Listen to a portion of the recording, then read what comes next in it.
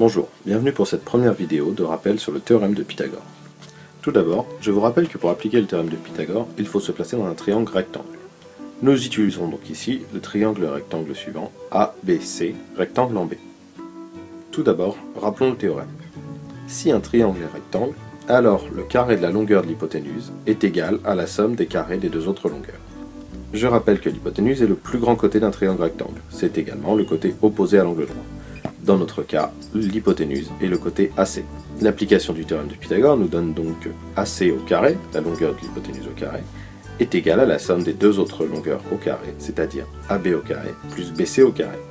Revenons maintenant sur la réciproque du théorème de Pythagore.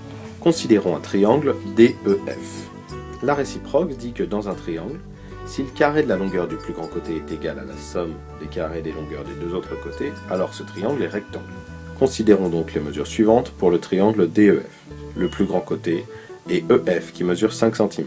Nous allons donc calculer d'une part EF au carré, qui vaut 5 au carré, c'est-à-dire 25. Calculons d'autre part ED au carré plus DF au carré, c'est-à-dire 3 au carré plus 4 au carré, ce qui nous fait 9 plus 16, c'est-à-dire 25. Nous avons donc d'une part EF au carré qui vaut 25, et d'autre part ED au carré plus DF au carré qui vaut 25. Nous en concluons donc que EF au carré est égal à ED au carré plus DF au carré. Le triangle DEF est donc rectangle en D. Maintenant que ces rappels ont été effectués, vous pouvez compléter la leçon et vous entraîner sur les exercices. Bon courage!